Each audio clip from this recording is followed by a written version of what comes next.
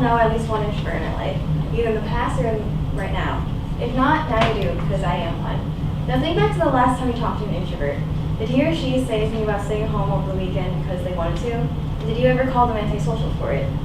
And I know I get called antisocial at least 3 times a week. The question is, what is the difference between being antisocial and being an introvert?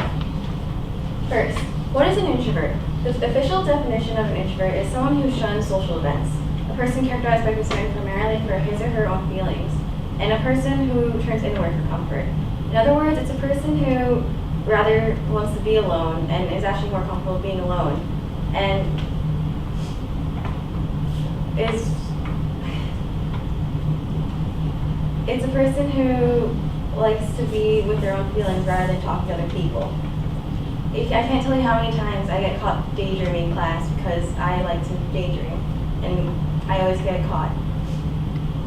So, as you can picture, being an introvert means you like being alone and you recharge your batteries by being alone. And being an extrovert means you recharge your batteries by being with other people. Now, who are some introverts you might know? Well, besides me, some famous introverts are Albert Einstein, Steven Spielberg, Charles Darwin, and Gandhi. Gandhi was an Indian protester. Einstein and Darwin were both scientists, and Steven Spielberg was a director. Some of his most famous movies are Jaws and Jurassic Park.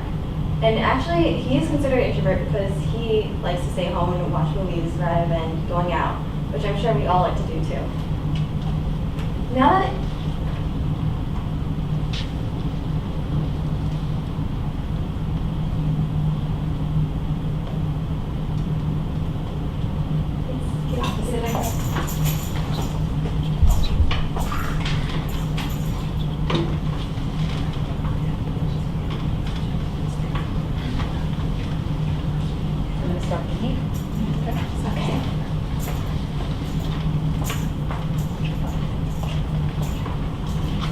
Now that you know the textbook definition of an introvert, I want to take a quick survey. So everyone close their eyes so no one's self-conscious and isn't peeking. Raise your hand if you think you're an introvert. Okay, you can open your eyes now.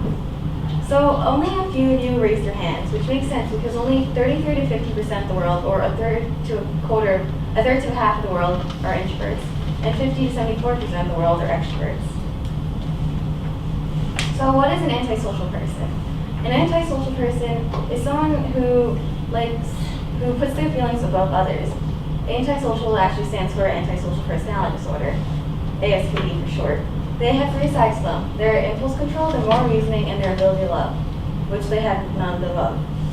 They put their feelings before others and only do things that satisfy their own needs. They will do anything from compulsive lying to doing things that really make no sense to the rest of us. They also have highly unrealistic expectations of themselves. They're either number 1 or nothing. Actually, for an English assignment recently, I wrote about a guy who suffered from ASPD. He had to kill every 126 days, 30 hours, 40 minutes, and 16 seconds. If he didn't kill someone who he liked, he would kill again to satisfy his own needs, even though they maybe had a life or a family. So some people who suffer from ASPD is Joey Barton, a soccer player, Tommy Linsells, who is known as the Coast to Coast Killer, Jeffrey Dahmer, who is the Milwaukee Cannibal, and Kenneth Lee, who is the CEO of the now bankrupt Enron. Based on most of their nicknames, you could probably tell that they were all serial killers, which antisocial people are known for being. Joey was actually known for having no control because he poked his teammate in the eye with a cigar. Tommy Linsells killed more than 20 people as he traveled the country. Jeffrey Dahmer killed more than 15 young boys and felt no remorse when he was caught. And Kenneth, he forced his employees to put their own money into a company that would fail within a few days.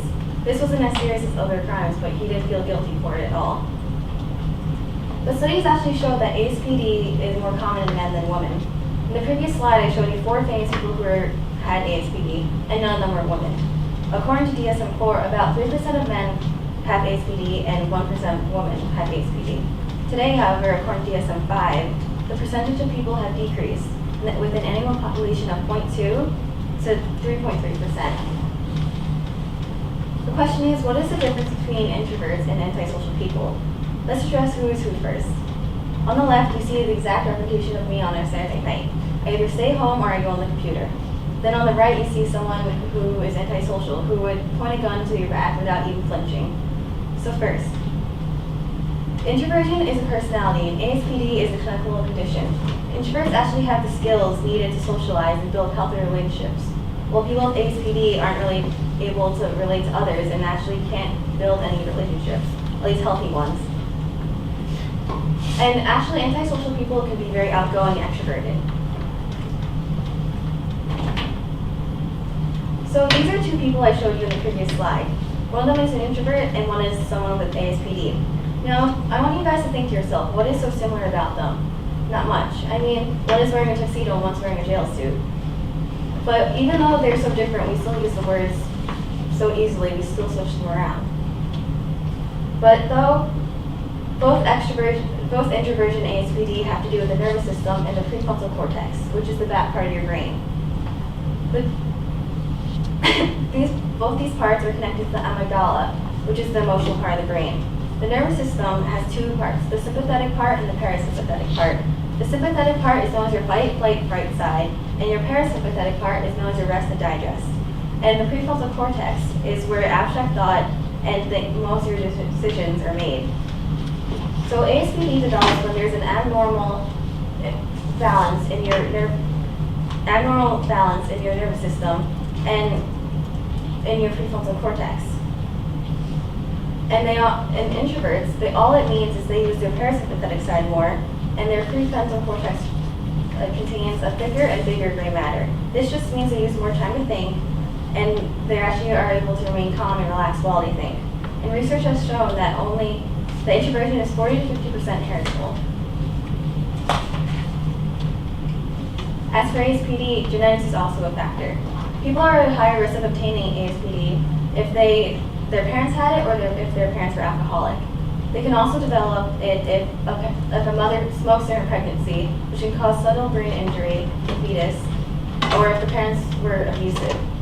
If you ever watch Criminal Minds, which I highly recommend, you know certain trends in the serial killers. They always suffer from child abuse or some type of drug abuse or alcohol abuse, or even all of them. These people all most likely suffer from ASPD as they show symptoms of it. So there's 4 types of introverts: social, thinking, anxious, and restrained. We tend to have a little in each of us. A social introvert is someone who, likes to be alone and prefers smaller groups over big ones. This is different from being shy though, because there's no anxiety related to it.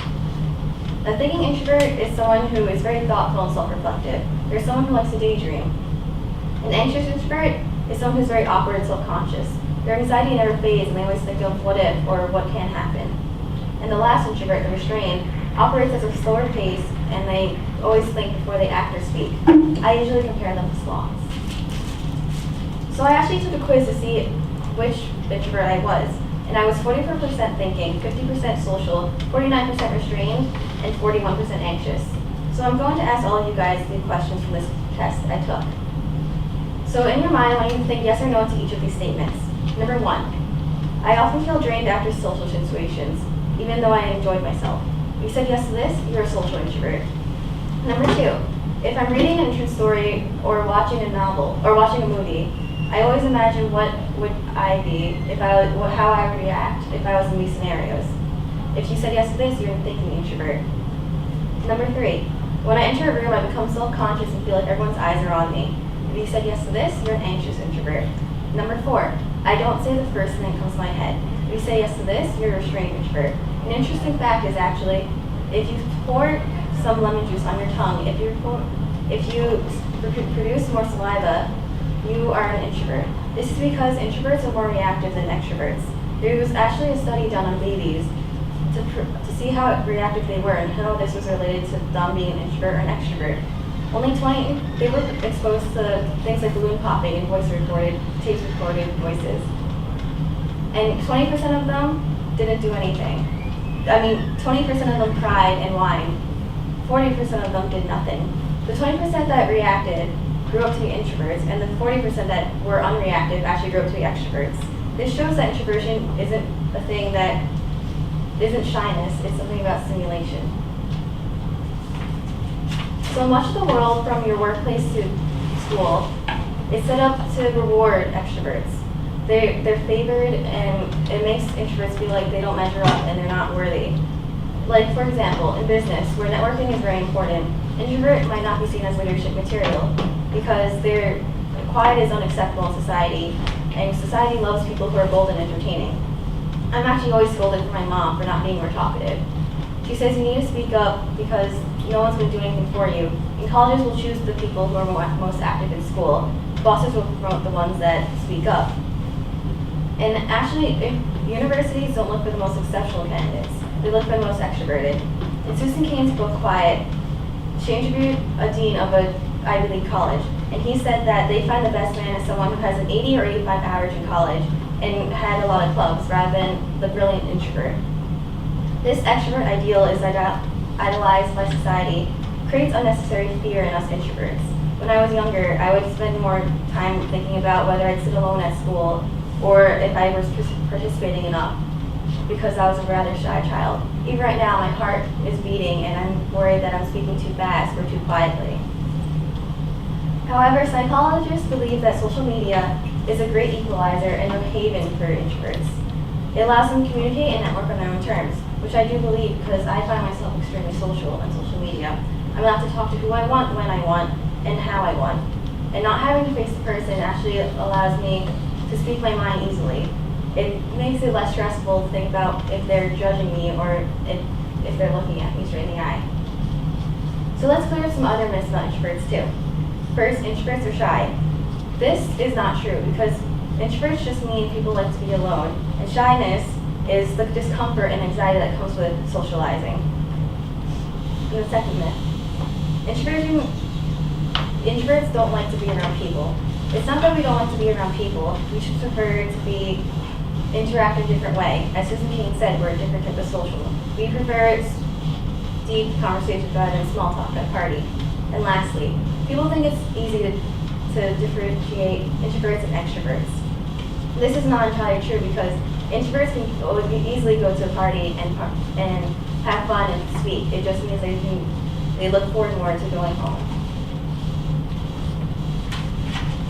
So because of our culture's bias towards extroverts, many introverts are false extroverts, or they try to be. Like a wolf in sheep's clothing. We put a mask on when we talk to people and we take it off when we're alone. But it's time to accept introverts and be proud of being one instead of trying to fix us and make us loud like the rest.